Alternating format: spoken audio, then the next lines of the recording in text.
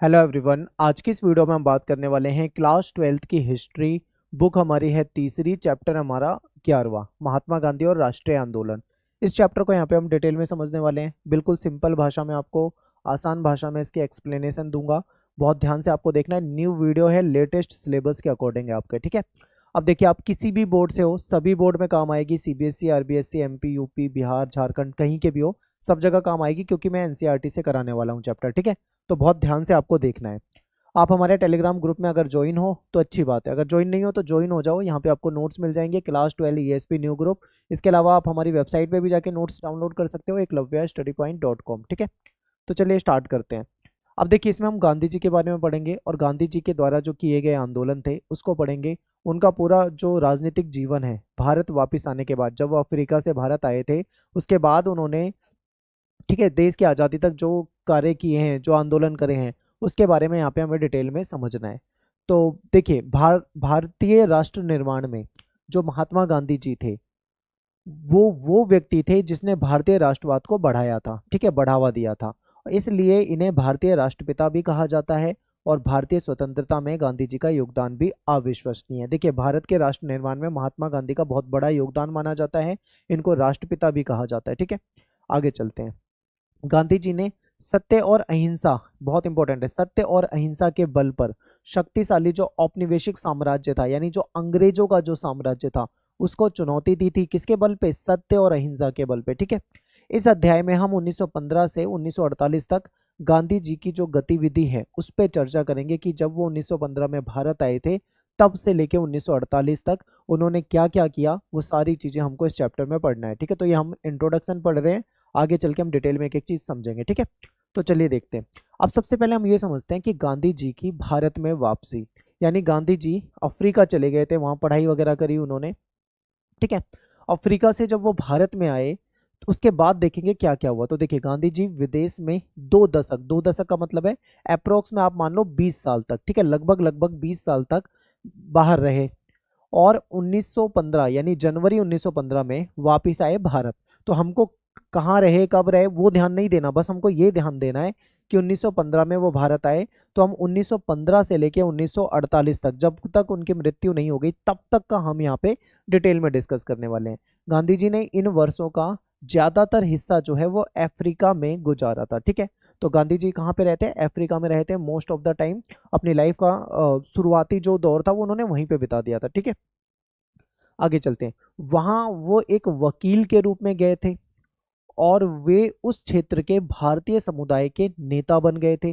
तो अफ्रीका में जो इंडियंस रहते थे, जो भारतीय रहते थे, उनके नेता बन गए थे वो एक वकील के रूप में, ठीक है। दक्षिण अफ्रीका ने ही गांधी जी को महात्मा बनाया, ठीक है। इनके नाम के आगे जो महात्मा लिखा जाता है, तो वो कहा जाता है कि दक्षिण अफ्रीका ने ही उनको महात्मा बनाया था। और दक्षिण अफ्रीका में ही गांधी जी ने पहली बार सत्याग्रह के रूप में जानी गई जो अहिंसात्मक विरोध की जो विशिष्ट तकनीक है, इसका इस्तेमाल करा। यानी कि इनका जो विरोध करने का तरीका था, आप जानते हो, वो अहिंसात्मक होता था, उसमें किसी भी प्रकार की हिंसा नहीं होती थी, ठीक है। सत्याग्रह करते थे, सत्य के लिए लड़ाई करते थे। तो ये जो तकनीक थी जो गांधी जी की थी, वो सबसे पहले इन्होंने इसका प्रयोग जो किया था, ठीक है, या सबसे पहले जो इसको अप्लाई किया था, वो अफ्रीका में ही किया था, ठीक है। इंपॉर्टेंट है, अफ्रीका में सबसे पहले इन्होंने इस चीज को लागू किया। और फिर भारत आए तो भारत में भी उन्होंने इस चीज को लागू किया था, ठीक है। अब देखते हैं, उन्होंने वहां पे उन्होंने विभिन्न धर्मों के बीच में एकता को बढ़ाने का प्रयास किया। और जो ऊंची जाति वाले जो भारतीय थे और जो निम्न जाति वाले लोग थे और जो महिलाएं थी, उनके प्रति जो भेदभाव था उसके लिए उन्होंने चेतावनी दी, ठीक है। कहने का मतलब यहाँ पे क्या है, उन्होंने ये कहा कि ये जो ऊंची जाति और नीची जाति के बीच में जो भेद है और जो महिलाओं के साथ होने वाला जो भेदभाव है, वो इनकी नज़रों में गलत था, ठीक है। तो ये इंपॉर्टेंट है। आगे देखो, 1915 में जब गांधी जी भारत आए थे, तो उस समय का जो भारत था, 1893 का भारत, जब वो यहाँ से गए थे, तब के भारत से बिल्कुल अलग था, ठीक है। अब यहाँ पे आपको 2 डेट और याद रखनी है। 1893 में वो यहाँ से चले गए थे, भारत से कहाँ चले गए थे? अफ्रीका में चले गए थे, ठीक है। वापिस कब आए थे? 1915 में आए थे।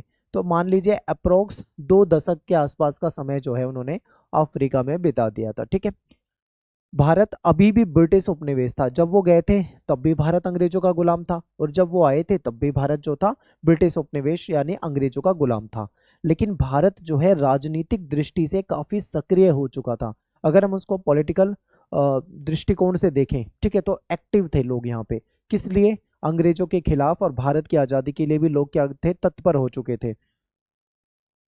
अब देखो, भारतीय राष्ट्रीय कांग्रेस जो हमारी कांग्रेस है, ठीक है, हमारे देश की जो कांग्रेस पार्टी है, तो जो जिसको भारतीय राष्ट्रीय कांग्रेस कहा जाता है, इस समय एक सक्रिय संगठन बन चुका था। अब देखो, जो आज के समय में जो कांग्रेस है, ये वही कांग्रेस है, लेकिन उस समय में कांग्रेस जो था एक, मतलब शुरुआत में जो बना था एक अमीर लोगों का, ठीक है, एक संगठन बना था, जो पढ़े लिखे लोग होते थे, अमीर लोग होते थे वो। लेकिन बाद में धीरे धीरे उसका दायरा बढ़ा, उसमें सबको शामिल किया जाने लगा था, ठीक है।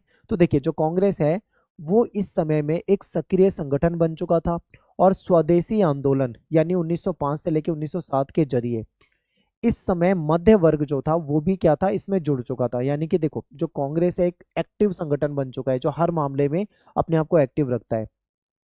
और स्वदेशी आंदोलन जब चला, तो उसके जरिए जो अन्य लोग थे वो भी इसमें जुड़ गए। तो यहाँ पे हमें दो चीज याद रखनी है। कांग्रेस जो बनी थी वो A.O. ह्यूम के द्वारा बनाई गई थी, एक अंग्रेज व्यक्ति के द्वारा बनाई गई थी, ठीक है। वो अमीर लोगों का संगठन होता था, वो कोई राजनीतिक पार्टी नहीं थी शुरू में, ध्यान रखना। लेकिन जब स्वदेशी आंदोलन हुआ तो उसमें आम आदमी भी इसमें जुड़ने लगे, ठीक है। तो यानी कांग्रेस का दायरा जो था यहाँ पे बढ़ने लगा। फिर आगे देखते हैं गंगाधर तिलक जो कि महाराष्ट्र से हैं, ठीक है। विपिन चंद्र पाल जो कि बंगाल से हैं। लाला लाजपत राय जो कि पंजाब से हैं, जिनको क्या कहा जाता था, लाल बाल पाल, इस नाम से इनको बुलाया जाता था। ये तीनों बहुत महत्वपूर्ण है, ठीक है। इन लोगों ने क्या करा, अंग्रेजी शासन के प्रति लड़ाकू विरोध का समर्थन करा। इन्होंने ये कहा था कि अगर हमें अंग्रेजों से आज़ादी चाहिए, हमें अपने देश को आज़ाद कराना है, तो गांधी जी वाला जो तरीका है ना, अहिंसा वाला तरीका, शांति से बैठकर धरना प्रदर्शन करने वाला तरीका, इन्होंने बोला वो तरीका नहीं काम आएगा। अंग्रेजों से लड़ना है तो लड़ाकू तरीका, यानी कि लड़ना मरना संघर्ष करना पड़ेगा, तब हमें आज़ादी मिल सकती है, ठीक है। तो यहाँ पे क्या है, सोच का फर्क है। इनकी सोच जो है वो अलग है, क्रांतिकारी सोच है, उनकी सोच अलग है। तो आगे देखो क्या होता है। फिर गोपाल कृष्ण गोखले, ये जो थे, ये गोपाल कृष्ण गोखले जो हैं, ये एक तरह से राजनीतिक गुरु माने जाते हैं। किसके गुरु माने जाते हैं? गांधी जी के, ठीक है। तो देखिए, गोपाल कृष्ण गोखले, जिन्ना और कुछ उदारवादी समूह जो लगातार प्रयास करते रहने के हिमायती थे, ये क्या चाहते थे, हमको हमेशा लगातार प्रयास करते रहना चाहिए। किस चीज का प्रयास करते रहना चाहिए? अपनी आजादी के लिए, ठीक है।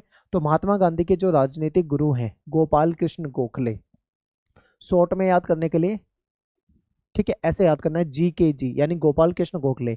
इन्होंने गांधी जी को सलाह दी। क्या सलाह दी? इन्होंने बोला कि भाई अभी अभी तुम आए हो, और कहाँ से आए हो तुम? अफ्रीका से आए हो, ठीक है। लगभग लगभग 20 साल का समय आप वहां पे बिता कर आए हो। तो आपने 20 साल के भारत को समझा नहीं है। पहले जाओ पूरे भारत को समझो कि अब यहाँ पे एक्चुअल में कंडीशन क्या है, ठीक है। तो इन्होंने गांधी जी को 1 साल तक ब्रिटिश भारत की यात्रा करने की सलाह दी। इन्होंने उनको कहा कि आपको क्या करना है, 1 साल तक यात्रा करनी है पूरे भारत की, पूरे देश में घूमो, जगह जगह पे जाओ, लोगों की समस्या को समझो, ठीक है, लोगों को देखो उनकी प्रॉब्लम क्या है। मतलब कहने का मतलब है जमीनी स्तर से भारत को समझो कि अंग्रेजों ने क्या हाल यहाँ पे कर रखा है, ठीक है, जिससे कि वो इस भूमि यानी जो भारत की भूमि है और यहाँ के जो निवासी हैं यानी यहाँ के जो लोग हैं उनको जान सकेंगे, और यहाँ के लोगों की जो प्रॉब्लम्स है, जो समस्याएं हैं, उनको भी समझ सकेंगे कि अंग्रेज जो हैं किस प्रकार से यहाँ के लोगों का उत्पीड़न कर रहे हैं, उनका शोषण कर रहे हैं, ठीक है। तो ये समझ लिया आपने। यहाँ पे हमने क्या समझा, गांधी जी भारत में आए हैं। अब भारत में आए हैं तो उनको उनके जो गुरु हैं उन्होंने सलाह दी है कि आप 1 साल तक पूरे भारत में घूमिए, लोगों को समझिए, यहाँ के लोगों की जनसंख्या जो है, जो भी बड़ी जनसंख्या है, जैसे किसान है, मजदूर हैं, श्रमिक वर्ग है, उनकी प्रॉब्लम्स को समझिए, अंग्रेज कैसे मतलब यहाँ पे लोगों के साथ गलत कर रहे हैं, शोषण कर रहे हैं, उसको समझिए। तो ये सारी चीज़ें गांधी के दिमाग में उन्होंने डाली। आगे देखो क्या होता है। फिर BHU यानी बनारस हिंदू जो यूनिवर्सिटी थी, उसका उद्घाटन का समारोह था, ठीक है। उस समारोह में ज्यादातर जो अमीर लोग थे वो सारे इनवाइटेड थे, सारे पढ़े लिखे लोग, सूट बूट वाले लोग, ठीक है, वो सभी इनवाइटेड थे। ऐसे में उन वहाँ पे गांधी जी को भी इनवाइट करा गया कि आप भी यहाँ पे आओ। तो देखो फिर क्या होता है, यहाँ पे गांधी जी को पहली बार भारत में एक पहचान मिलती है। तो समझिए, फरवरी 1916 में बनारस हिंदू विश्वविद्यालय जो है, इसका उद्घाटन का समारोह था। इसमें जो इनवाइटेड जो भी पीपल्स थे, जो भी लोग मतलब इनवाइटेड थे, आमंत्रित थे, उनमें ज़्यादातर राजा और मानव प्रेमी वगैरह थे, जिनके द्वारा दिए गए दान से ये बनारस हिंदू विश्वविद्यालय की स्थापना की गई थी। यानी कि अमीर अमीर लोग थे जिन्होंने दान दिया था, जिसकी वजह से ये यूनिवर्सिटी बन रही थी। ज़्यादातर यहाँ पे अमीर लोग थे, ठीक है। समारोह में एनी बेसेंट जो है ये एक अंग्रेज महिला है, ठीक है। जैसे कांग्रेस के कुछ महत्वपूर्ण नेता भी उपस्थित थे। एनी बेसेंट जो है ये कांग्रेस की सदस्य थी, ठीक है। जब गांधी जी को बोलने का मौका मिला, उनको बुलाया गया कि भाई आइए, अब आपका नंबर है, आप भी बोलिए। तो उन्होंने मजदूर, गरीब और जो पिछड़े लोग थे उनकी तरफ ध्यान ना देने के कारण भारतीय जो विशिष्ट वर्ग है उसको आड़े हाथों लिया। समझिए यहाँ पे क्या हुआ। सारे अमीर लोग हैं, हमने देखा, उन सब ने अपनी बातें कही होंगी। फिर गांधी जी का नंबर आया, उन्होंने कहा, उन्होंने बोला कि यहाँ पे मैं जहाँ पे भी देख रहा हूँ मुझे तो सब अमीर लोग दिख रहे हैं, यहाँ मुझे कोई मजदूर नहीं दिख रहा है, यहाँ पे मुझे कोई गरीब नहीं दिख रहा, मुझे कोई भी पिछड़ा व्यक्ति नहीं दिख रहा है, ठीक है। इसकी वजह से इन्होंने ऐसे अमीर लोगों को आड़े हाथ लेना शुरू कर दिया, ठीक है। आगे देखो क्या कहते हैं। गांधी जी ने कहा कि BHU यानी बनारस हिंदू यूनिवर्सिटी जो है, इसकी स्थापना भले ही शानदार है, लेकिन उन्होंने वहां धनी और अमीर लोगों को देखकर गरीब लोगों के लिए चिंता प्रकट करी। उन्होंने बताया कि यहाँ पे क्या है, गरीब लोग नहीं है, यहाँ पे केवल धनी और अमीर लोग दिख रहे हैं मुझे, और मुझे गरीबों की बहुत चिंता है, क्योंकि वो उनको यहाँ पे कभी मौका भी नहीं मिलेगा ऐसी जगह पे। तो गांधी जी ने कहा कि भारत के लिए मुक्ति तब तक संभव नहीं है, भारत को मुक्ति तब तक नहीं मिल सकती है जब तक आप अपने आप को इन अलंकरणों से मुक्त ना कर लें, ठीक है। जब तक आप अपने आप को इन सब, ये जो अमीरी और ये जो दिखावा, इन सब चीजों से आप अपने आप को मुक्त नहीं कर लोगे ना, तब तक भारत को आजादी नहीं मिलेगी। हर एक गरीब व्यक्ति को भी आपको अपने साथ शामिल करना होगा, ठीक है। गांधी जी ने कहा हमारे लिए स्वशासन का तब तक कोई मतलब ही नहीं होगा जब तक किसान, ठीक है, और उनके श्रम का लगभग संपूर्ण लाभ जो है स्वयं तथा अन्य लोगों को लेने की अनुमति देते रहेंगे। तो यहाँ पे देखो इनका सीधा सीधा क्या कहने का मतलब है, ये समझिए कि स्वशासन का मतलब हमारे लिए कुछ भी नहीं है। कब तक कुछ भी नहीं है? जब तक हम किसानों को महत्व नहीं देंगे, ठीक है, उनके श्रम को महत्व नहीं देंगे, तो तब तक कुछ भी नहीं है। कहने का मतलब है कि गरीब लोगों की बातें यहाँ पे ये कर रहे हैं। फिर कहते हैं कि हमारी मुक्ति केवल किसानों के माध्यम से ही हो सकती है, ना तो वकील, ना डॉक्टर, ना ही जमींदार इसको सुरक्षित रख सकते हैं। अगर हमारी मुक्ति होगी तो वो केवल किसानों के माध्यम से होगी। अब यहाँ पे किसानों के बारे में ये क्यों कह रहे हैं? क्योंकि देखो भारत जो है कृषि प्रधान देश है, ठीक है। तो हमारे यहाँ पे जो बहुत बड़ी जनसंख्या थी वो क्या काम करती थी? कृषि का काम करती थी, यानी कि खेती का काम करती थी। अब भारत में एक बहुत बड़ी जनसंख्या जो है वो खेती का काम करती है, यानी बहुत मेजर, आप ये लगा लो बहुसंख्यक है ये। इनको आपने कहीं पे किसी चीज में शामिल नहीं कर रखा, तो देश आजाद कैसे होगा? देश की आजादी के लिए जब आंदोलन होगा तो वहां पे हजारों लाखों लोगों की आवश्यकता होगी।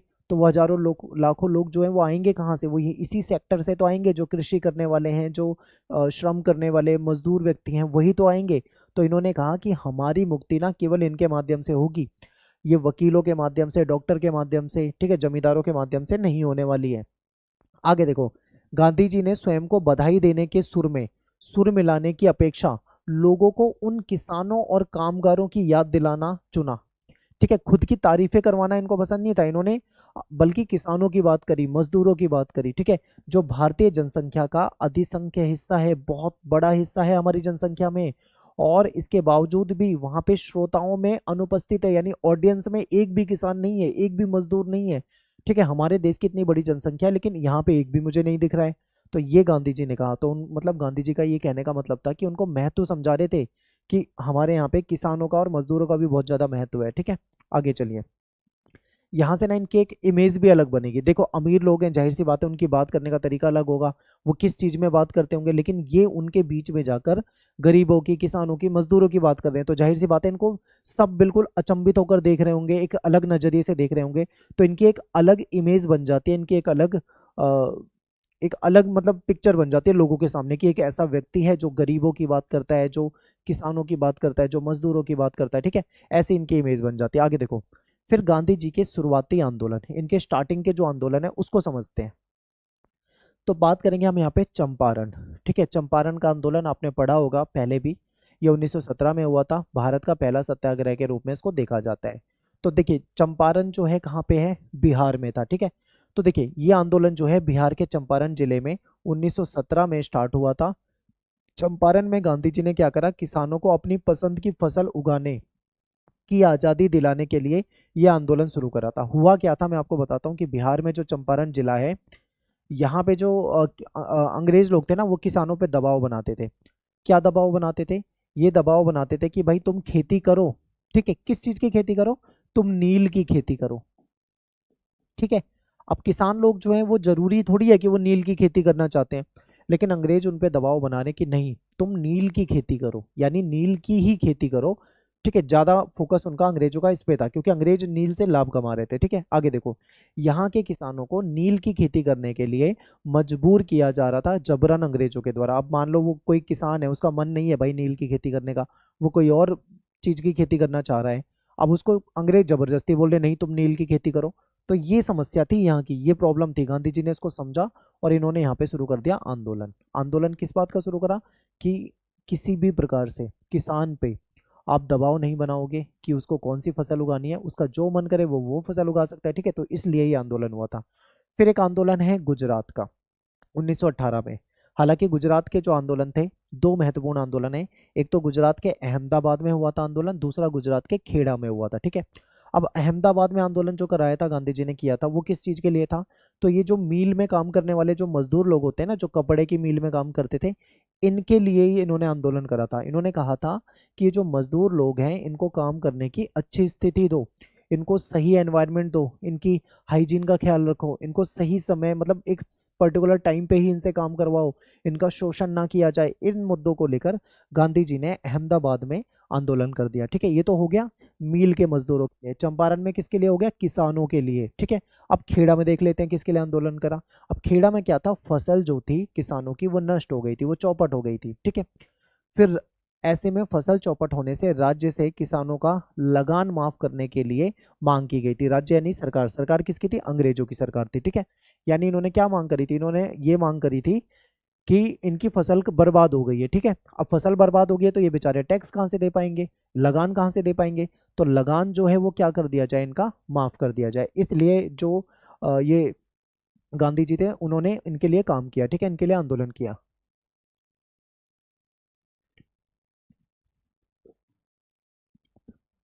आगे देखते हैं। चंपारण, अहमदाबाद, खेड़ा, तीन जगह आंदोलन हो चुका है। पहला आंदोलन चंपारण में हुआ, किसके लिए हुआ? किसान के लिए हुआ। वो नील की खेती उनसे जबरन करवाई जा रही थी, ये हमने समझ लिया है। दूसरा आंदोलन अहमदाबाद में हुआ, कपड़े की मिल में लोग काम करते थे, उनकी स्थिति अच्छी नहीं थी, उनका शोषण हो रहा था। तीसरा आंदोलन खेड़ा में हुआ, किस लिए? कर माफ करवाने के लिए, यानी जो टैक्स है, जो लगान है, उसको माफ कराने के लिए, क्योंकि इनकी फसल बर्बाद हो गई थी। तो इन आंदोलनों से गांधी जी जो थे एक राष्ट्रवादी के रूप में उभरे, जिनने गरीब लोगों के प्रति मतलब उनके मन में गहरी सहानुभूति थी। यहाँ से जो महात्मा गांधी की इमेज बन गई थी, वो कैसी बन गई थी? वो एक ऐसी इमेज बन गई थी दुनिया के सामने, लोगों के सामने, कि एक राष्ट्रवादी नेता है, ठीक है।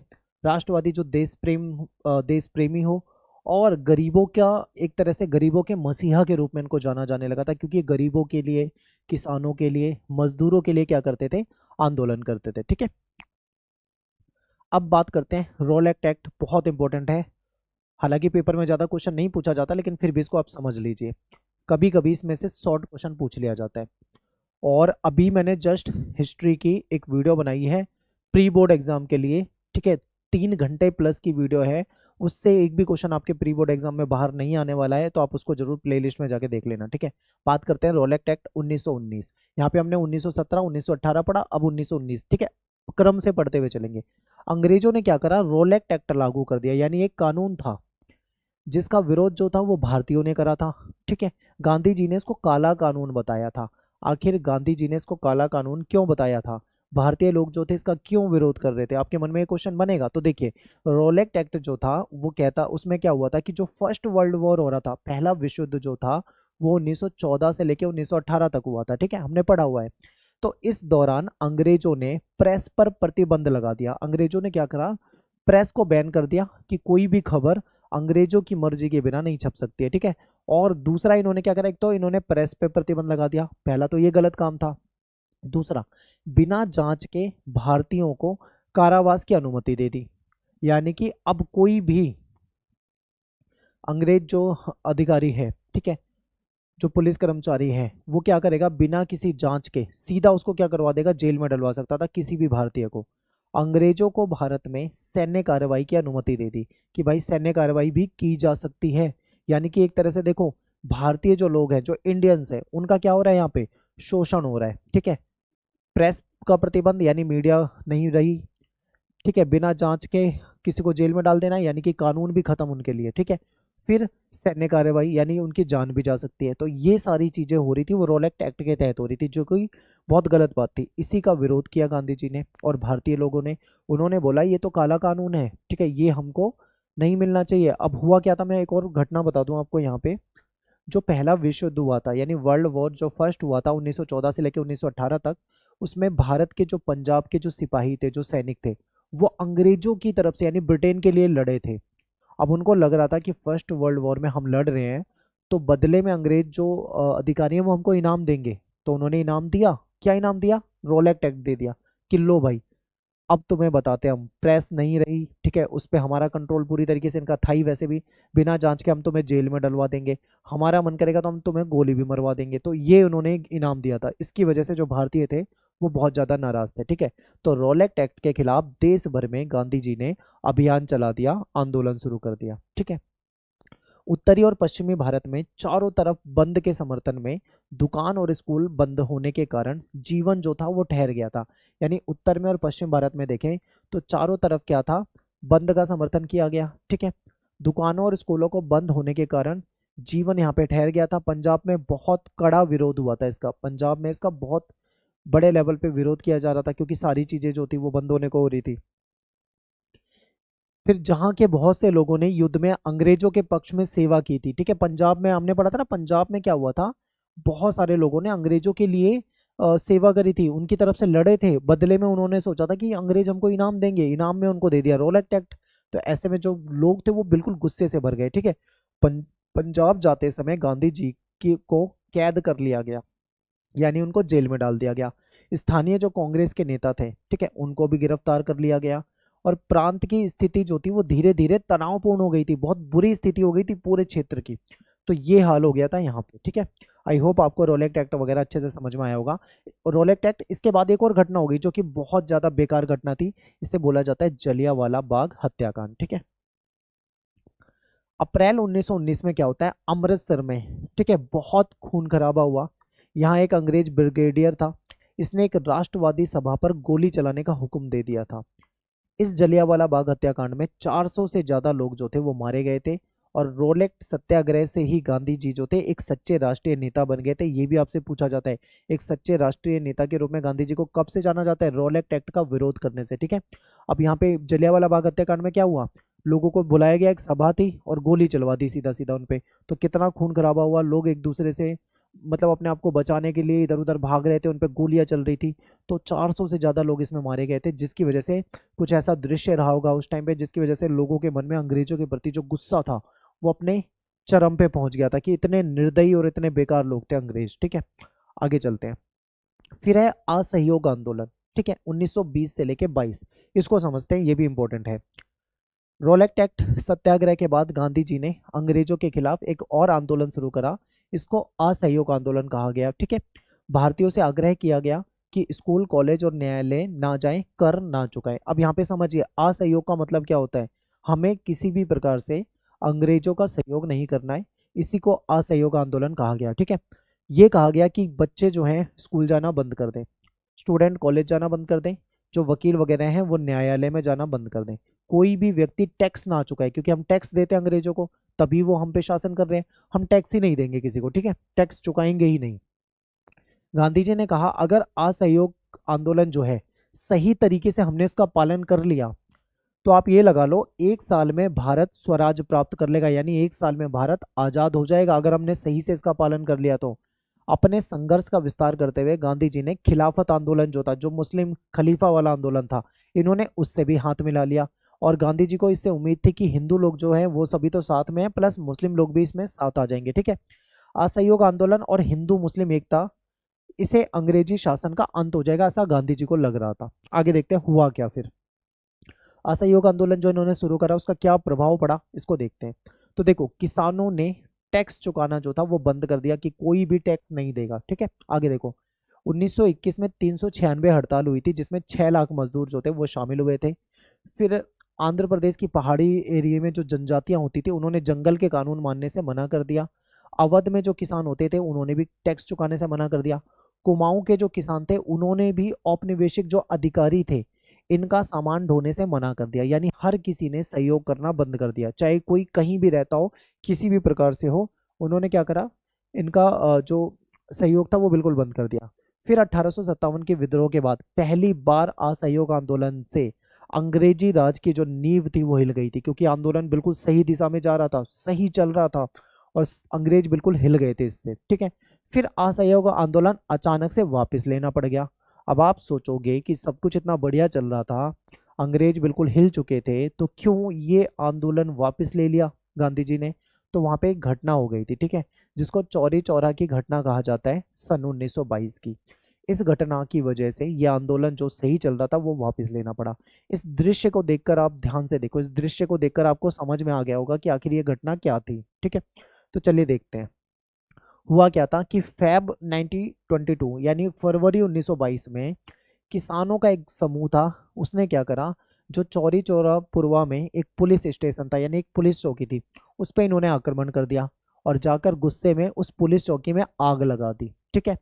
आग लगा दी, ये जो अग्निकांड था इसमें 22 पुलिस वाले जो थे वो जल गए, मर गए उसमें, ठीक है। हिंसा की इस कार्यवाही से गांधी जी ने ये आंदोलन वापस ले लिया। अब क्योंकि गांधी जी ने जो आंदोलन शुरू करा था उसका जो मेन मोटिव था वो हिंसात्मक बिल्कुल भी नहीं होगा, अहिंसा का पालन करेंगे, लड़ाई झगड़ा दंगा नहीं होना चाहिए आंदोलन में, ये बात उन्होंने शुरू में कर दी थी। लेकिन यहाँ तो लड़ाई झगड़ा दंगा सब हो गया, आग लगा दी गई, पुलिस वाले मारे गए, तो इसके कारण गांधी जी ने अपना जो आंदोलन था वो वापस ले लिया, ठीक है। तो असहयोग आंदोलन के दौरान हजारों जो भारतीय थे उनको जेल में डाल दिया गया, और गांधी जी को भी मार्च 1922 में राजद्रोह यानी देशद्रोह के केस इन पे लगाया गया और इनको गिरफ्तार कर लिया गया, इनको जेल में डाल दिया गया, ठीक है। अब गांधी जी जो थे 6 साल तक उनको कारावास हो गई, यानी कि 6 साल की इनको सजा सुनाई गई, ठीक है। तो ये आपको याद रखना है, यहाँ पे हमें थोड़ा रिवाइज कर लेना है। 1915 में भारत आए, 1916 में इन्होंने बीएचयू में अपना भाषण दिया, 1917 में चंपारण गए, वहाँ पे आंदोलन करा, 1918 में अहमदाबाद खेड़ा गए, ये हमने पढ़ा। फिर हमने रोलेक्ट एक्ट का विरोध पढ़ा, रोलेक्ट एक्ट के बाद हमने जलियांवाला बाग हत्याकांड पढ़ा, ठीक है। जलियांवाला बाग हत्याकांड के बाद हमने असहयोग आंदोलन पढ़ा, असहयोग आंदोलन में जो ये 1922 की चौरी चौरा वाली घटना हो गई है इसको पढ़ा, उसके बाद इनको जेल हो गई, ये सारी चीज़ हमने पढ़ी है, ठीक है। उम्मीद कर रहा हूँ आपको हर एक चीज़ अच्छे से समझ में आई होगी, मुझे कमेंट में ज़रूर बताना। मुझे एक चीज़ की हमेशा मतलब दुख रहता है मुझे इस बात का कि मैं देखता हूँ कमेंट में बहुत सारे बच्चे एक्टिव नहीं रहते हैं, ठीक है। सभी से रिक्वेस्ट है, जो भी बच्चा वीडियो देख रहा है कमेंट में लिखो, जो दिल करे वो लिखो, पर कमेंट में रिप्लाई जरूर करना है। अब बात करते हैं अगले टॉपिक की, जज जस्टिस सी एन ब्रूमफील्ड, इनकी सुनो। देखो, इस तथ्य को नकारना असंभव होगा कि मैंने आज तक जिनकी जांच की है अथवा करूंगा उनमें भिन्न श्रेणी के हैं। कहने का मतलब है कि गांधी जी का जो केस था वो गया इन जज के पास, ठीक है। जज का नाम याद रख सकते हो, ब्रूमफील्ड, ठीक है। अब इन्होंने क्या लिखा है ये समझिए, इनके विचार हैं। जज कहते हैं कि इस फैक्ट को नकारना असंभव होगा कि मैंने आज तक जितने लोगों की जांच की है उनमें से गांधी जी जो जो थे वो बिल्कुल डिफरेंट थे, बिल्कुल भिन्न थे, ठीक है। ये कहते हैं कि आपके लाखों देशवासियों की दृष्टि में आप एक महान देशभक्त और नेता हैं, यानी कि आप जो हो, गांधी जी को कह रहे हैं, आप जो हो वो लाखों लोगों की नजरों में एक देशभक्त हो, ठीक है, और एक सच्चे नेता हो। क्योंकि गांधी जी ने कानून की अवहेलना करी थी लेकिन वो कानून को तोड़कर आए थे, तो उस न्यायपीठ के लिए गांधी जी को 6 साल की जेल की सजा सुनाया जाना जरूरी था। अब बेशक से जज का उस व्यक्ति के प्रति, ठीक है, नजरिया कैसा भी हो, लेकिन अगर वो व्यक्ति क्रिमिनल है या कोई क्राइम करके आया या किसी भी अपराध में जेल में आया तो जाहिर सी बात है सजा तो सुनानी थी, तो 6 साल की सजा सुनाया। लेकिन जज ब्रूमफील्ड ने कहा कि यदि भारत में घट रही घटनाओं की वजह से सरकार के लिए सजा के इन वर्षों में कमी और आपको मुक्त करना संभव हुआ तो इससे मुझे ज़्यादा कोई प्रश्न नहीं होगा, ठीक है। कहने का मतलब है देश में जो घटनाएं घट रही है, अगर मान लो कल को ऐसा सिचुएशन बनती है कि आपकी सजा को 6 साल की बजाय कम कर दिया जाए, 2 साल 3 साल 4 साल, तो मतलब इनको खुशी होगी, इनको कोई दिक्कत नहीं है उससे, ऐसा इन्होंने कुछ कहा। नेक्स्ट है गांधी जी एक जन नेता के रूप में, ठीक है। अब गांधी जी जो थे एक जन नेता बन गए थे, जन नायक बन गए थे, पूरी जनता इनके सपोर्ट में आ जाती थी, इनके आंदोलनों में बहुत भीड़ होती थी, ठीक है। तो देखिए गांधी जी ने आंदोलन में आम जनता जो थी, इनका टारगेट कौन था, किसान टारगेट थे, यानी ज्यादा से ज्यादा किसान शामिल हो, ठीक है, मजदूर टारगेट थे, स्टूडेंट यानी विद्यार्थी इनका टारगेट थे, महिलाओं को भी इन्होंने शामिल किया। तो इन्होंने एक बड़ी जो जनता थी उसको टारगेट किया था। ठीक है, तो गांधी जी ने आंदोलन में जो आम जनता होती थी उसको शामिल किया। और अब आंदोलन में केवल अमीर लोग नहीं थे, बल्कि आंदोलन में जो आम लोग थे उनकी भी हिस्सेदारी थी। ठीक है, जैसे किसान हो गए, श्रमिक हो गए, या अन्य जो कारीगर हो गए, वो भी इसमें शामिल होते थे। 1922 तक गांधी जी ने भारतीय राष्ट्रवाद जो था उसको बिल्कुल बदल कर रख दिया था। ठीक है, 1916 में जब, याद करो, जब उन्होंने बीएचयू में अपना पहला भाषण दिया था, उस समय से लेकर अभी तक जो गांधी जी के जीवन में परिवर्तन आया वो बहुत बड़ा परिवर्तन आया था। ठीक है, उस भाषण में इन्होंने जो वायदा किया था कि गरीबों की बात कर रहे थे, मजदूरों की बात कर रहे थे, किसानों की बात कर रहे थे, वो इन्होंने आंदोलन के समय में अब पूरा कर दिया था। ठीक है, यानी ये जो आंदोलन है वो केवल व्यवसायी या बुद्धिजीवियों का नहीं है, केवल अमीर लोग और बिजनेसमैन लोग नहीं है, बल्कि अब गांधी जी जो है उन्होंने अपने आंदोलन में जो आम जनता है, आम जनता में वही किसान, वही मजदूर, वही श्रमिक, ठीक है, वो सभी इसमें शामिल थे। हजारों की संख्या में किसान हो गए, मजदूर हो गए, कारीगर हो गए, वो इनके आंदोलन में शामिल होते थे। यानी इन्होंने एक जो छोटा आंदोलन कभी होता था उस आंदोलन को इन्होंने एक विशाल आंदोलन यानी कि एक बहुत बड़ा आंदोलन इन्होंने बना दिया था। ठीक है, ये कहने का मतलब है। गांधी जी के प्रति आदर व्यक्त करते हुए लोग उन्हें महात्मा कहने लगे थे। सामान्य जो जनता थी इसके साथ इस तरह की पहचान जो थी उनके वस्त्रों में हमें देखने को मिलती है। ठीक है, उनके वस्त्रों में भी देखी जाती थी। जहां अन्य नेता जो हैं वो पश्चिमी शैली के सूट पहनते थे, यानी कि जो अन्य नेता थे वो कोट पैंट सूट बूट में रहा करते थे, वहीं पे अगर हम गांधी जी को देखें तो वो बिल्कुल फॉर्मल औपचारिक वस्त्र पहनते थे। कैसे कपड़े? धोती हो गया, कुर्ता हो गया, खादी के धोती वगैरह ही पहनते थे, खादी का कपड़ा पहनते थे। ठीक है, तो साधारण धोती होती थी।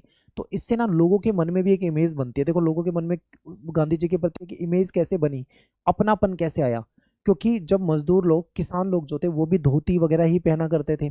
जब वो गांधी जी के पास जाते थे उनको पता था गांधी जी एक बड़ी पर्सनैलिटी है, एक बहुत बड़ा व्यक्तित्व है। ठीक है, लेकिन वो हमारे जैसे रहते हैं, उनका रहन सहन सिंपल था, सादा जीवन था, बिल्कुल सिंपल कपड़े पहनते थे, उनकी तरह धोती पहनते थे, तो उनको अपनापन फील होता था। अब वहीं पे मान लो किसान मजदूर लोगों, उनके बीच में कोई सूट बूट में बिठा दिया जाए, ठीक है, वो अंग्रेजी में बातें करता हो, तो कैसा उनको लगेगा? एक अपनापन, एक अटैचमेंट उस व्यक्ति के साथ नहीं हो पाएगी। ठीक है, जो गांधी जी के साथ इनकी हो गई थी। गांधी जी ने भी समझा था इस चीज को, पढ़े लिखे थे, वकील थे, ये भी चाहते तो उस तरीके से रह सकते थे, लेकिन इन्होंने उस तरीके से रहना पसंद नहीं करा, बल्कि बिल्कुल साधारण तरीके से रहना पसंद करा, ताकि आम जनता का जुड़ाव जो है वो सीधा उनसे हो सके। ठीक है, अब यहाँ पे एक बहुत इंपॉर्टेंट टॉपिक है, अफवाहें।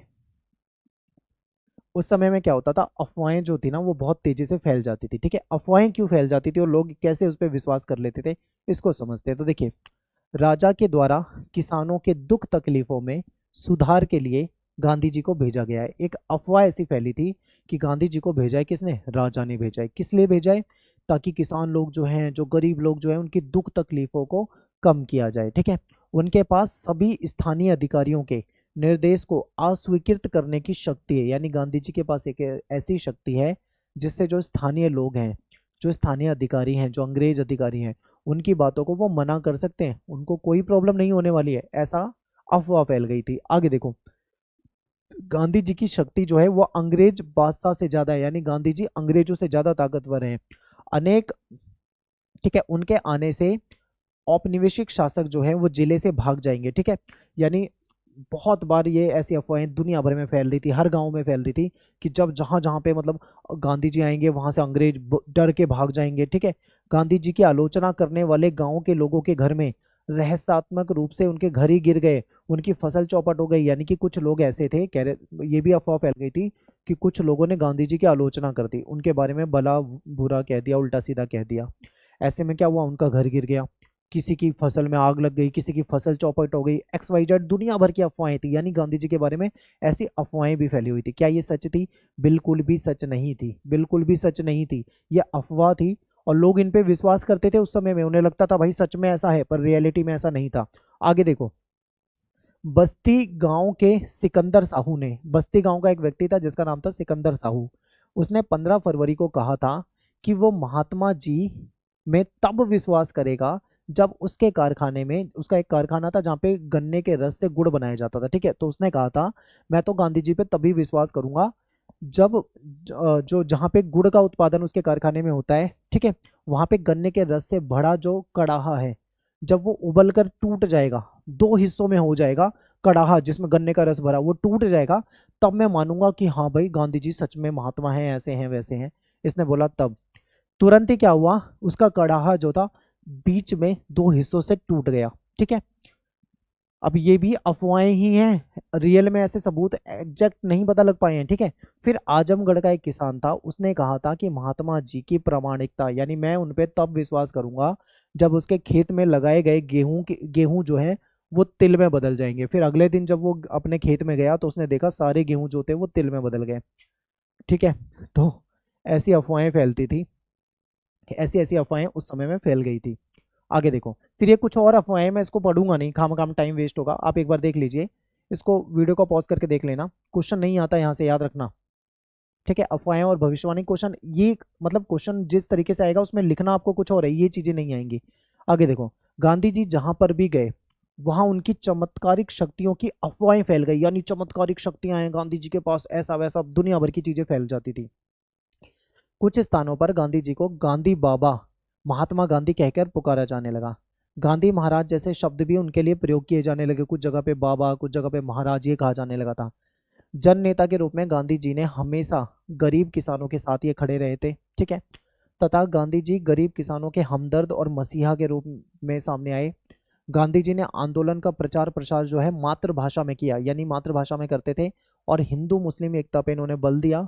आंदोलन का स्वरूप इनका बदलने लगा। ठीक है, रजवाड़ों को समझाने के लिए प्रजामंडल वगैरह का इन्होंने गठन किया। गांधी जी के जो आकर्षक व्यक्तित्व के कारण बड़े बड़े जो नेता थे वो उनसे आकर मिलने लगे, इनसे जुड़ने लगे। गांधी जी के चरखे का प्रचार और प्रसार इन्होंने करा था। ठीक है, फिर 1917 से 1922 के बीच में भारतीयों के बहुत सारे प्रतिभाशाली वर्ग जो थे, जो इंटेलिजेंट लोग थे, वो भी गांधी जी के साथ कहीं ना कहीं जुड़ने लगे। फिर इनमें महादेव देसाई, वल्लभ भाई जी पंत, जे बी कृपलानी, सुभाष चंद्र बोस, अबुल कलाम आजाद, नेहरू, सरोजनी नायडू, गोविंद वल्लभ पंत, सी राजगोपालाचारी, ये सारे महान व्यक्तित्व जो थे वो सब गांधी जी से जुड़ने लगे, क्योंकि उन्हें लगा कि गांधी जी जो है एक अच्छी लीडरशिप कर सकते हैं, देश की आज़ादी में एक अच्छे लीडर की आवश्यकता है जो कि गांधी जी बन सकते हैं। ठीक है, तो ये सब होने लगा था। अब बात करते हैं गांधी जी की जेल से रिहाई। महात्मा गांधी 1924 में जेल से आज़ाद कर दिया। इन्होंने अपना ध्यान जो था वो किस चीज़ में लगाया, घर पे बने कपड़े, यानी जो खादी के कपड़े होते हैं उसको बढ़ावा दिया। छुआछूत को समाप्त करना, यानी जाति प्रथा को समाप्त करने की इन्होंने बात करी। गांधी जी केवल राजनीतिक नेता नहीं थे बल्कि समाज सेवी भी थे, समाज सुधारक भी थे। उनका मानना था कि भारतीयों को बाल विवाह, ठीक है, और छुआछूत जैसी ये जो बुराइयां हैं इससे बाहर निकलना पड़ेगा, बाल विवाह को समाप्त करना पड़ेगा। जो जाति वाला भेदभाव करते हैं, छुआछूत की समस्या जो है, इससे इनको बाहर निकलना पड़ेगा। ठीक है, फिर आता है एक नया टॉपिक, नमक सत्याग्रह। तो चलिए नमक सत्याग्रह जो टॉपिक है इसको देख लेते हैं, डिस्कस कर लेते हैं। तो देखिए, असहयोग आंदोलन जो था वो समाप्त हो गया है, हमने देख लिया है। समाप्त होने के कई वर्ष के बाद, यानी जब असहयोग आंदोलन खत्म हुआ उसके कई वर्ष के बाद गांधी जी ने अपने को समाज सुधार के कार्यों तक केंद्रित रखा। ठीक है, फिर 1928 में उन्होंने दोबारा से राजनीति में एंटर किया, यानी कुछ वर्ष तक जेल जाने के कुछ वर्ष तक शांति से बैठे रहे। इसी वर्ष क्या था, साइमन कमीशन भारत आया था, और साइमन कमीशन के खिलाफ पूरे देश में अभियान चल रहा था। भारतीय लोग इस साइमन कमीशन का, ठीक है, विरोध कर रहे थे, कह रहे थे गो बैक साइमन कमीशन, यानी वापस जाओ। क्यों कर रहे थे भाई विरोध साइमन कमीशन का, ये इंपॉर्टेंट है, हो सकता है पेपर में आ जाए। तो देखिए पहले साइमन कमीशन समझ लो। साइमन कमीशन जो है इसका गठन हुआ था 8 नवंबर 1927। अब आपको बस इतना याद रखना है कि 1927 में बना। ठीक है, ब्रिटेन में। भारत में कब आया ये कमीशन, ये आया 1928 में। इसके जो मेन अध्यक्ष थे साइमन कमीशन के, इनका नाम था सर जॉन साइमन, इनको सर जॉन साइमन के नाम से जानते हैं, इन्हीं के नाम पे ही इसका नाम साइमन कमीशन पड़ गया। इसमें 7 मेंबर थे। अब इसका जो विरोध था ना, सबसे बड़ा जो कारण था वो ये था कि सारे के सारे जो मेंबर थे वो अंग्रेज थे। ठीक है, भारत की बात कर रहे थे, लेकिन इसमें था कोई भी नहीं, सारे के सारे इंडियन तो कोई था ही नहीं, सारे अंग्रेज थे। इसका उद्देश्य क्या था, सबसे बड़ा पॉइंट है कि ये साइमन कमीशन क्यों बनाया गया और भारत में क्यों लाया गया। तो देखो, उपनिवेश की स्थिति की जांच के लिए इसको इंग्लैंड ने भेजा था, यानी ब्रिटेन में बना था। उन्होंने कहा था कि जाइए भारत में, देखो कि अंग्रेजों का शासन कैसे चल रहा है, उसकी जांच करो। और पूरे भारत में इसका विरोध हुआ था। गांधी जी जो थे इसमें शामिल नहीं हुए, लेकिन इस आंदोलन को उन्होंने अपना समर्थन दिया कि ठीक है, मैं इस आंदोलन में शामिल नहीं हो रहा हूँ, पर मेरा सपोर्ट है आपका इस आंदोलन के लिए, ठीक है, आप इसका विरोध करो। कांग्रेस का वार्षिक अधिवेशन होता है 1929 में। ये बहुत इंपॉर्टेंट है, लाहौर अधिवेशन बहुत इंपॉर्टेंट है। क्यों? क्योंकि इस अधिवेशन में नेहरू जी जो थे, इनको अध्यक्ष चुन लिया गया था और यहीं पे घोषणा कर दी थी पूर्ण स्वराज की, कि अब हमको क्या चाहिए, पूर्ण स्वराज, यानी पूरी तरीके से अपना देश आजाद चाहिए। अब हम ये नहीं सुनेंगे कि अंग्रेजों का शासन होगा, वो शासन चलाएंगे, हम देखेंगे नहीं, अब पूरी तरीके से हमारा ही शासन होना चाहिए।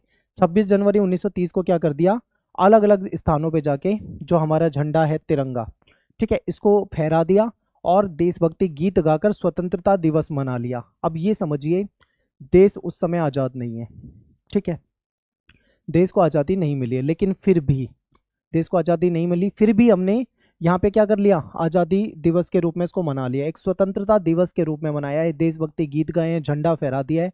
यानी हमने मान लिया कि अब हमारा देश आज़ाद होना है और पूरी तरीके से आज़ाद होना है, अंग्रेजों को पूरी तरीके से साफ कर देना है, ठीक है। फिर आता है नमक आंदोलन, जिसको दांडी यात्रा के रूप में हम देखेंगे। तो देखिए, स्वतंत्रता दिवस मनाया, उसके बाद गांधी जी ने क्या करा, घोषणा कर दी तुरंत कि वो ब्रिटिशों के द्वारा बनाया गया कानून है, जो नमक पे कानून है, यानी नमक का जो उत्पादन है, नमक को बनाने का काम केवल अंग्रेजों का है, उसको बेचने का अधिकार भी केवल अंग्रेजों का है, ठीक है, यानी ये पूरा अधिकार अंग्रेजों के हाथ में था। इस चीज़ का इन्होंने विरोध कर दिया गांधी जी ने। उन्होंने कहा कि ये कानून जो है बहुत बेकार है, नमक पे किसी को एकाधिकार नहीं होना चाहिए, क्योंकि नमक जो है वो हर घर की जरूरत है, और ऐसे कैसे ब्रिटेन या ब्रिटिश जो है इस तरीके से हमारे ऊपर ये कानून थोप सकते हैं, ठीक है। तो इस कानून को तोड़ने के लिए एक यात्रा का नेतृत्व किया इन्होंने। नमक का उपयोग जो होता है आपको पता है सब जगह होता है, ठीक है।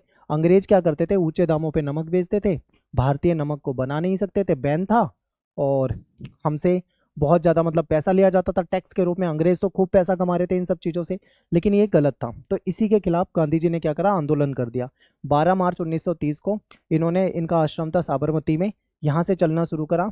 3 हफ्ते के बाद अपने डेस्टिनेशन में पहुँच गए, यानी कि समुद्र के पास पहुंचे। गांधी जी ने मुट्ठी भर नमक बनाया और कानून तोड़ दिया। इसके बाद अंग्रेजों ने 60,000 लोगों को गिरफ्तार किया, और गांधी जी को भी इन्होंने क्या कर लिया, गिरफ्तार कर लिया, ठीक है, क्योंकि उन्होंने नमक कानून तोड़ा है, इसलिए उनको गिरफ्तार कर लिया। अब गांधी जी के आंदोलन के साथ एक अपील हुई। गांधी जी ने जो लोकल अधिकारी थे, यानी जो स्थानीय अधिकारी थे, ठीक है, इनसे भी आंदोलन में जुड़ने की बात करी कि आप छोड़ो अंग्रेजों को, आप भी हमारे साथ आओ और आंदोलन में जुड़ो। वसना नामक गांव में गांधी जी ने ऊंची जाति वालों को संबोधित करते हुए कहा, यदि हम स्वराज के हक में आवाज उठाते हैं तो आपको अछूतों की सेवा करनी पड़ेगी। सिर्फ नमक कर या करो को खत्म हो जाने से स्वराज नहीं मिलेगा, अछूतों की भी सेवा करनी पड़ेगी। यानी कि एक तरह से इन्होंने जाति प्रथा पे प्रहार करा, क्योंकि कुछ जातियां थी जिनको नीच या निम्न माना जाता था, उनके साथ भेदभाव होता। तो गांधी जी ने बोला कि केवल ये थोड़े बहुत कानून तोड़ने से काम नहीं चलेगा, हमें अछूतों की सेवा करनी पड़ेगी, यानी सबको एक साथ लेके चलना पड़ेगा, जाति प्रथा का जो भेद है उसको भूलना पड़ेगा, ठीक है। फिर कहते हैं कि स्वराज के लिए आपको अपनी उन गलतियों का प्रायश्चित करना होगा जो अछूतों के साथ आपने कर रखी है। अगर आपको स्वराज प्राप्त करना है तो समाज के सभी वर्ग एक साथ आएंगे, ठीक है, उसमें मजदूर, किसान, गरीब, हर तरह का होगा, उसमें वो वर्ग भी होगा जिसको अछूत माना जाता है। सबको साथ लेके चलने की बात थी, इसलिए उन्होंने कहा कि आपने जो अतीत में उनके साथ गलत करा है, उन गलतियों के लिए प्रायश्चित करना पड़ेगा, ठीक है। स्वराज के लिए हिंदू, मुस्लिम, पारसी, सिख सभी को एक साथ आना पड़ेगा, एकजुट होना पड़ेगा, ठीक है, तभी हम स्वराज की सीढ़ियाँ, यही स्वराज की सीढ़ियाँ हैं, ठीक है, सब एक साथ आ जाएंगे तभी स्वराज मिल सकेगा। और ऐसे नहीं होगा कि कोई वर्ग अकेले लड़ रहा है तो नहीं जीत पाएंगे अंग्रेजों से, ठीक है। आगे देखो, गांधी जी के आंदोलन में तथा उनकी सभाओं में जो बहुत सारी जातियां थी, ठीक है, उसमें अलग अलग जातियों की औरतें, मर्द सभी शामिल हो रहे थे। फिर हजारों की संख्या में वॉलेंटियर्स अपने आप शामिल हो रहे थे अपनी मर्जी से, और इनका उद्देश्य क्या था, राष्ट्रवादी उद्देश्य, ठीक है, देश को आज़ाद कराने का उद्देश्य था। और कई सरकारी अफसर ने भी अपने पदों से इस्तीफा दे दिया, वो भी गांधी जी के साथ उनके आंदोलन में शामिल हो रहे थे। अब बात करनी है नेक्स्ट, नमक सत्याग्रह पर विदेशी नजरिया। ये जो नमक सत्याग्रह हुआ था, ये जो दांडी यात्रा हुई थी, नमक कानून को तोड़ा था, तो विदेशों में यानी यूरोप में या पश्चिमी देशों में इसको कैसे देखा जा रहा था, तो विदेशी नजरिया देखते हैं। अमेरिका की एक समाचार पत्रिका थी, एक मैगजीन थी जिसका नाम था टाइम, याद रखना, टाइम ने गांधी जी की ना बहुत आलोचना करी, बहुत मजाक बनाया, क्योंकि गांधी जी की जो कद काठी थी, ठीक है, उनकी जो पर्सनैलिटी थी, उनका शरीर था, आपको पता है पतले से थे, बूढ़े से थे, तो उसको देखकर इनको हंसी आती थी, उनकी कद काठी को। पत्रिका ने उनका मजाक उड़ाया और क्या कहा ये समझिए। ये कहते हैं कि तकुए जैसा शरीर और मकड़ी जैसा पेड़ू, ऐसे करके इनका मजाक उड़ाया, ठीक है, उनके शरीर का मजाक उड़ाया। और इस यात्रा के बारे में उन्होंने अपनी पहली रिपोर्ट बनाई थी। रिपोर्ट में उसने लिखा था कि नमक यात्रा जो है, इसके मंजिल तक पहुंचने पर शक जाहिर करा, यानी ये जो नमक यात्रा है ये अपनी मंजिल तक पहुंच पाएगी, इस पे इनको शक था। इनका दावा था कि दूसरे दिन पैदल चलने के बाद गांधी जी जो हैं वो जमीन पर पसर जाएंगे, यानी कि गांधी जी पहले दिन तो जैसे तैसे चल लेंगे, दूसरे दिन पसर जाएंगे, क्योंकि उनकी जो सेहत थी उसको देखकर इन्होंने ऐसा अंदाजा लगाया था, ठीक है, कि मतलब वो चल ही नहीं पाएंगे। पत्रिका को इस बात पे विश्वास नहीं था कि मरियल साधु के शरीर में आगे जाने की ताकत भी बची होगी, ठीक है, ऐसा ऐसा इनको लग रहा था। एक हफ्ता हुआ, एक हफ्ते में जो पत्रिका थी, मैगजीन थी, उसकी सोच बदल गई। फिर उसके बाद टाइम ने क्या लिखा कि इस यात्रा को जो भारी जन समर्थन मिल रहा है, यानी जनता जो इनके साथ आ रही है, उसने अंग्रेज शासकों को बेचैन कर दिया था, ठीक है। और गांधी जी के बारे में अब ऐसा नहीं बोलती थी वो, अब वो गांधी जी को साधु और राजनेता कहकर सलामी देने लगी, ठीक है। मैगजीन भी कहीं ना कहीं गांधी जी को पसंद करने लगी या फिर उनके लिए पॉजिटिव लिखने लगी। जो ईसाइयों के खिलाफ ईसाई तरीकों के ही हथियारों का इस्तेमाल कर रहे हैं, इन्होंने कहा कि गांधी जी जो हैं, ईसाई कौन है, अंग्रेज है, ठीक है, अंग्रेजों के खिलाफ अंग्रेजों के ही तरीके का इस्तेमाल कर रहे हैं गांधी जी, ऐसा इस मैगजीन ने कहा। तो यहाँ पे हमारा ये टॉपिक खत्म हुआ। अब बात करते हैं संवाद, ठीक है। इस यात्रा से गांधी जी जो थे दुनिया की नजरों में आ गए, क्योंकि ये जो न्यूज़ बनती थी ना, ये पूरी दुनिया में छापी जाती थी, ठीक है। इनकी यात्रा को यूरोप के जो और अमेरिका के जो न्यूज़पेपर वगैरह होते थे, वहाँ पे खूब कवरेज दी जाती थी, दुनिया भर के लोग इसको पढ़ते थे। इसके द्वारा औरतों की हिस्सेदारी बढ़ी, क्योंकि ये पहली ऐसी राष्ट्रवादी गतिविधि थी जिसमें महिलाएं भी बढ़ चढ़कर हिस्सा ले रही थी, ठीक है। और एक समाजवादी कार्यकर्ता है, इनका नाम है कमला देवी, तो इन्होंने गांधी जी को समझाया कि अपने आंदोलन को पुरुषों तक सीमित मत रखो, हमें महिलाओं को भी इसमें शामिल करो। तो उसमें महिलाएं जो थी कमला देवी के साथ, वो भी शामिल हो गई, ठीक है। और फिर है अंग्रेजों में डर। अंग्रेजों में डर कैसे? इस नमक यात्रा को जब उन्होंने देखा, पहले तो अंग्रेज भी हल्के में ले रहे थे, उन्हें लग रहा था यार एक दो दिन में ये ऐसे ही पसर जाएगा, चल वल तो पाएगा नहीं, जैसा मैं टाइम मैगजीन सोच रही थी ना, ऐसा अंग्रेज भी सोच रहे थे। उन्हें नहीं पता था कि आगे ऐसा हो जाएगा। लेकिन इस नमक यात्रा के कारण अंग्रेजों को महसूस हो गया था कि उनका राज जो है भारत में ज्यादा दिन तक नहीं चलने वाला है, भारतीयों को भी सत्ता में हिस्सा देना पड़ेगा, ठीक है, उनको भी सत्ता में हिस्सा देना पड़ेगा, ऐसे काम चलेगा नहीं लंबे समय तक। फिर गोलमेज सम्मेलन होता है, यानी सोचते हैं चलो आपस में बातचीत कर लेते हैं, कुछ समझौता निकालते हैं। तो देखिए, गोलमेज सम्मेलन, पहला गोलमेज सम्मेलन 1930 में हुआ था, ठीक है। भारतीयों को भी सत्ता में हिस्सा देना पड़ेगा, ये समझ चुके थे अंग्रेज। इस बात को ध्यान में रखते हुए ब्रिटिश सरकार ने लंदन में एक सम्मेलन करा, जिसको गोलमेज सम्मेलन कहा जाता है, ठीक है। इसमें देश के जो प्रमुख नेता थे वो शामिल नहीं थे, मतलब मेन नेता शामिल नहीं थे। बातें आगे बढ़ाने के लिए जनवरी 1931 में गांधी जी को जेल से आज़ाद करवाया गया, ठीक है, जेल से छुड़वा दिया गया। अगले महीने क्या होता है, वायसराय ने उनकी के साथ उनकी बैठक हुई, इसे गांधी इरविन समझौते के नाम से हम जानते हैं, ठीक है, जिसमें कुछ बातों पे सहमति हो गई थी। पहली सहमति थी कि सविनय अवज्ञा आंदोलन जो है ये वापस ले लो, ठीक है, सारे कैदियों को हम रिहा कर देते हैं। जो तट वाले इलाके हैं वहां पे नमक उत्पादन की अनुमति देना शामिल है, यानी जो तट वाले इलाके हैं, जो समुद्र तट के इलाके हैं, हम परमिशन दे देंगे, नमक बना लो, ठीक है। जो चीज पहले रोकी हुई थी, अब उसके लिए परमिशन देने के लिए अंग्रेज तैयार हो गए। आगे देखो, इस समझौते का रेडिकल राष्ट्रवादी लोगों ने खूब विरोध करा, क्योंकि गांधी जी जो थे वो वायसराय से भारतीयों के लिए राजनीतिक स्वतंत्रता का आश्वासन हासिल नहीं कर पाए। अब देखो यहाँ पे जो राष्ट्रवादी थे उन्होंने गांधी जी की आलोचना कर दी। आलोचना क्यों करी? कारण ये था कि ये नहीं चाहिए था अपने को कि आंदोलन वापस ले लो, कैदी रिहा कर देते हैं, नमक बना लो, ये नहीं चाहिए था। क्या चाहिए था? एक चीज चाहिए थी, वो थी आज़ादी, यानी कि स्वतंत्रता। अब स्वतंत्रता की बात तो आपको यहाँ कहीं दिख नहीं रही है। बाकी अंग्रेजों ने बोला चलो ये ले लो, वो ले लो, ये ले लो, मतलब समझाने की कोशिश कर रहे हैं, बहला देंगे इस तरीके से। लेकिन राष्ट्रवादी जो थे वो इस चीज़ से बिल्कुल भी, जो कट्टरवादी राष्ट्रवादी थे वो बिल्कुल भी इस चीज़ को पसंद नहीं कर रहे थे, उनको आज़ादी चाहिए थी। उन्होंने बोला हमें आज़ादी चाहिए, ठीक है, हम नहीं मानते इन समझौतों को। फिर होता है दूसरा सम्मेलन, जिसको कहते हैं दूसरा गोलमेज सम्मेलन। ये 1931 के आखिर में लंदन में हुआ, जिसमें गांधी जी जो थे कांग्रेस का नेतृत्व कर रहे थे, ठीक, कांग्रेस की तरफ से गांधी जी। गांधी जी का कहना था कि उनकी पार्टी जो है यानी कांग्रेस जो है पूरे देश का नेतृत्व करती है। पर ठीक है, इस दावे को 3 पार्टियों ने चुनौती दे दी। मुस्लिम लीग, रजवाड़े, अंबेडकर वगैरह, इन्होंने चुनौती दे दी कि कैसे भाई पूरे देश का नेतृत्व करती है कांग्रेस। आपस में ही मतलब फूट डल गई, ठीक है, जिससे सम्मेलन का कोई नतीजा ही नहीं निकला और गांधी जी को खाली हाथ यहाँ से वापस आना पड़ा। अब वो यहाँ से वापस आ गए। फिर सविनय अवज्ञा आंदोलन यानी गांधी जी दूसरे गोलमेज सम्मेलन के बाद जब निराश होकर भारत लौटे थे, उन्होंने बोला कि भाई मैं इस आंदोलन को दोबारा शुरू करूंगा, सविनय अवज्ञा आंदोलन, ठीक है। नए वार्ड्स वायसराय जो थे लॉर्ड विलिंगटन, इसको गांधी जी से बिल्कुल हमदर्दी नहीं थी, नफरत करते थे ये गांधी जी से। अपनी बहन को एक खत लिखा था इन्होंने, एक पर्सनल इनका खत था जिसमें इन्होंने बताया था कि अगर गांधी नहीं होता इस दुनिया में तो दुनिया बहुत खूबसूरत होती।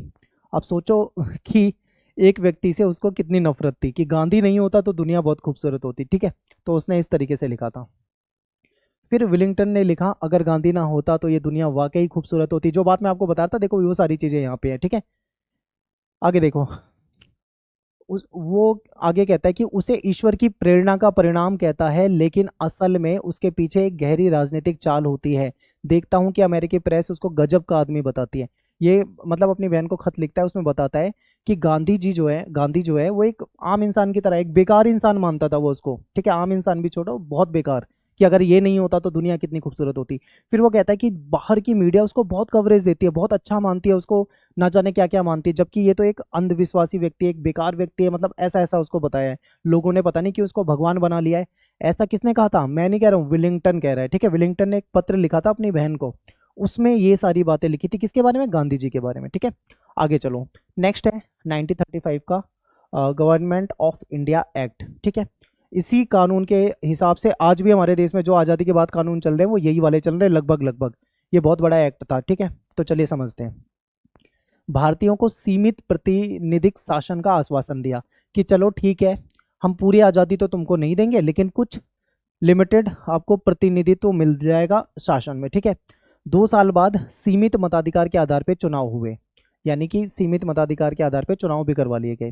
कांग्रेस जो थी वो 11 में से 8 प्रांतों में, ठीक है, कांग्रेस के प्रधानमंत्री सत्ता में आए जो ब्रिटिश गवर्नर की देखरेख में काम कर रहे थे। यानी कि ये आज़ादी नहीं है, ये आप इसे मत सोचना कि आज़ादी है, बल्कि ये इस तरीके से है कि अंग्रेजों के नीचे ही काम करना है, उनके अंडर ही काम करना है, ठीक है।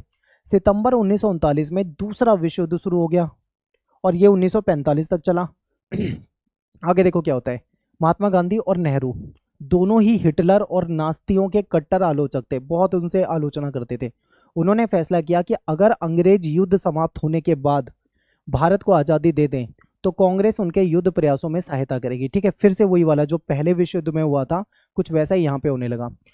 इन्होंने कहा, नेहरू और गांधी ने, कि हम आपको सपोर्ट कर देते हैं सेकेंड वर्ल्ड वॉर में, बस जब ये युद्ध खत्म हो जाएगा तुम हमें आज़ादी दे देना, ठीक है। तो इस तरीके की बातें यहाँ पे हुई। सरकार ने उनका प्रस्ताव खारिज कर दिया, ठीक है, प्रस्ताव माना ही नहीं। इसके विरोध में कांग्रेस का मंत्रिमंडल जो था उसने अक्टूबर 1939 में इस्तीफा दे दिया कि जब हमारी कोई बात ही नहीं मानता तो क्यों हम इसमें रहें। फिर 1940 में मुस्लिम लीग ने मुस्लिम बहुल इलाकों के लिए कुछ स्वायत्तता की मांग शुरू कर दी कि यहाँ पे मुस्लिम ज़्यादा है, हमें कुछ विशेष अधिकार दे दो, ठीक है। अब यहाँ पे 3 धुरी बन गई, एक तो कांग्रेस है, दूसरी तरफ मुस्लिम लीग है और तीसरी तरफ अंग्रेजों की सरकार है, या आपस में ही मतलब इनकी नहीं बन रही थी। 1942 में जो चर्चिल थे, इन्होंने गांधी जी और कांग्रेस के साथ समझौता करने का प्रयास करा, एक रास्ता निकालने का प्रयास किया। इसके लिए इन्होंने क्या करा, अपना एक मंत्री था जिसका नाम था स्टेफर्ड क्रिप्स, इसको क्रिप्स कहा जाता है, ठीक है। क्रिप्स को इंडिया भेजा, भारत भेजा। इसी समय ब्रिटेन में एक सर्वदलीय सरकार सत्ता में आ गई जो कि लेबर पार्टी की सरकार थी, ये समझना, क्योंकि जो ब्रिटेन है वो सेकेंड वर्ल्ड वॉर में लगा हुआ है और वहाँ पे पार्टी आ गई है लेबर पार्टी, इसकी सरकार आ गई है। ये भारतीयों से हमदर्दी रखते थे, भारत के प्रति इनका नज़रिया जो था वो अलग था, ये चाहते थे कि भारत को आज़ादी दे दी जाए, ठीक है। लेकिन सरकार के मुखिया प्रधानमंत्री जो चर्चिल थे वो कट्टर साम्राज्यवादी थे, वो नहीं मानते थे इन सब चीज़ों को, लेकिन पार्टी मानती थी कि इनको आज़ाद कर देना चाहिए।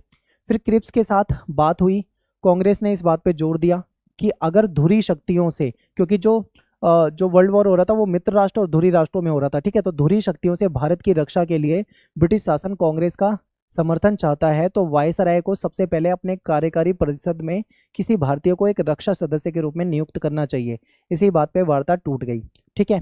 कहने का मतलब है कि इंडियन यानी भारतीयों को भी अपना जो रक्षा सदस्य है उसमें रखो, क्योंकि अंग्रेज जो थे वो भारतीयों को नहीं रखते थे। अब उन्होंने बोला कि भारतीयों को भी रखो। भारतीयों को रखने की बात पे ही वार्ता टूट गई। उन्होंने बोला हमें नहीं रखना, ठीक है। यहाँ पे क्या है, इनकी बात नहीं बन पाई। आगे देखो क्या होता है। जब यहाँ तक क्या है, यहाँ तक एक चीज़ समझ में आ गई थी कि अंग्रेजों से चाहे कितनी बातचीत कर लो, चाहे इनको कितना समझा लो, ये नहीं समझने वाले, आज़ादी नहीं देने वाले। आज़ादी इस तरीके से मिलेगी नहीं कि बैठ के समझौते पे टेबल पे बैठ के बात कर ली कि हम ये कर देंगे तुम हमें आज़ाद कर दो, ऐसे काम नहीं चलेगा। ये सब ने समझ लिया था। फिर लास्ट में एक बड़ा आंदोलन होता है, गांधी जी का सबसे बड़ा आंदोलन, जिसको कहा जाता है भारत छोड़ो आंदोलन, ठीक है। इसको समझते हैं। तो देखिए, क्रिप्स मिशन जो था सफल नहीं हुआ। बाद में गांधी जी ने क्या करा, अंग्रेजों के खिलाफ तीसरा बड़ा आंदोलन छेड़ दिया, और इसका नाम था अंग्रेजों भारत छोड़ो। अगस्त 1942 में इसको शुरू किया गया था, ठीक है। गांधी जी को गिरफ्तार कर लिया गया, क्योंकि अंग्रेज समझ गए थे कि ये बहुत बड़े लेवल पे फैल जाएगा। लेकिन युवा जो थे, जो अन्य लोग थे, वो इसमें शुरू हो गए शामिल होना। सब शामिल होते गए, हड़तालें होने लगी, खूब दंगे हुए, तोड़फोड़ हुए, ठीक है। अंग्रेजों के खिलाफ इन्होंने पूरा मोर्चा खोल दिया। कांग्रेस में जो जेपी नारायण थे, ये समाजवादी सदस्य थे और इसमें सक्रिय थे, यानी छुपकर एक्टिव थे, आंदोलन को चला रहे थे। पश्चिम में सतारा और पूर्व में मेदिनीपुरी जैसे जो कुछ जिले हैं, यहाँ पे तो सरकार भी बना ली थी, अंग्रेजों के हाथ से जा चुका था। अंग्रेजों ने आंदोलन के प्रति सख्त रवैया अपनाया, ठीक है। फिर भी विद्रोह को दबाने में उनको 1 साल का समय लग गया, और इस आंदोलन में लाखों आम हिंदुस्तानी जो थे वो शामिल हो गए थे। युवा शामिल हो गए थे, उन्होंने कॉलेज जाना छोड़ दिया था। सब जेल का रास्ता अपनाने को तैयार थे, बिल्कुल जेल जाने को तैयार थे। यानी पूरे देश में बड़े लेवल पे आंदोलन जो था वो शुरू हो गया था। जून 1944 तक विश्व युद्ध जो था वो समाप्त होने वाला था। इस समय गांधी जी को जेल से रिहा कर दिया गया। जेल से निकलने के बाद गांधी जी ने क्या करा, कांग्रेस और मुस्लिम लीग के बीच में समस्याओं को सुलझाने का प्रयास करा इन्होंने। लेकिन कांग्रेस और मुस्लिम लीग के बीच में समस्या नहीं सुलझी, ठीक है। जिसके तहत इन्होंने क्या करा, कई बार जिन्ना से भी बात करने का प्रयास किया। 1945 में लेबर पार्टी की सरकार वहां पे बन चुकी थी, ब्रिटेन की बात है, और वो भारत के पक्ष में थी, भारत के को आज़ाद करना चाहती थी, ठीक है। तो उस समय के वायसराय थे लॉर्ड वेवेल, ये नाम याद रखना। तो लॉर्ड वेवेल ने कांग्रेस और मुस्लिम लीग के नेताओं के साथ बातचीत और मीटिंग करनी शुरू कर दी। फिर राजनीतिक ध्रुवीकरण। अब 1946 की शुरुआत में प्रांतीय विधानमंडलों के लिए चुनाव कराए गए थे। कांग्रेस को सामान्य श्रेणी में सबसे ज़्यादा सफलता मिली थी, लेकिन मुसलमानों का जो क्षेत्र था, जहाँ पे मुस्लिम जनसंख्या थी, जो मुस्लिम आरक्षित सीट थी, वहाँ पे मुस्लिम लीग को बहुमत मिला, वहाँ पे कांग्रेस को बहुमत नहीं मिला, ठीक है। राजनीतिक ध्रुवीकरण हो गया था। Cabinet mission. 1946 में कैबिनेट मिशन आता है भारत में। इस मिशन में कांग्रेस और मुस्लिम लीग के बीच में समझौता कराने का प्रयास होता है, लेकिन कैबिनेट मिशन जो था इस प्रयास में सफल नहीं हो पाता है, ठीक है। बातचीत टूट जाती है।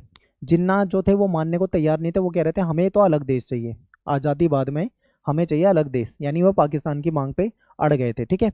और इन्होंने क्या करा, 1946 में प्रत्यक्ष कार्यवाही दिवस मना लिया, यानी कि सीधा निकले, मारना काटना शुरू कर दिया। खासकर इन्होंने हिंदुओं को टारगेट बनाया, हिंदुओं को मारा काटा, जितने ही मुस्लिम थे, ठीक है। ये इन्होंने सीधा प्रत्यक्ष कार्यवाही दिवस कर दिया, डायरेक्ट एक्शन डे कहा जाता है इसको। फिर जब इतनी ज़्यादा, मतलब कोलकाता में इतनी खूनी संघर्ष हो चुका था, ये हिंसा कलकत्ता से शुरू होकर जो गाँव में, जो बंगाल, बिहार और अन्य क्षेत्र हैं, यहाँ पे फैलने लगी थी। तब ऐसे में सरकार को लगा था कि भाई ऐसे बात नहीं बनेगी, ठीक है।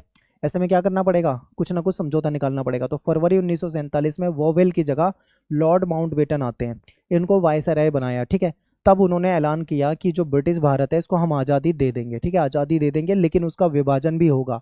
क्योंकि जो मुस्लिम लीग थी वो मानने को तैयार नहीं थी, उसे भारत में हिंदुओं के साथ रहने में प्रॉब्लम थी, उसको अलग देश चाहिए था मुस्लिमों के लिए, ठीक है।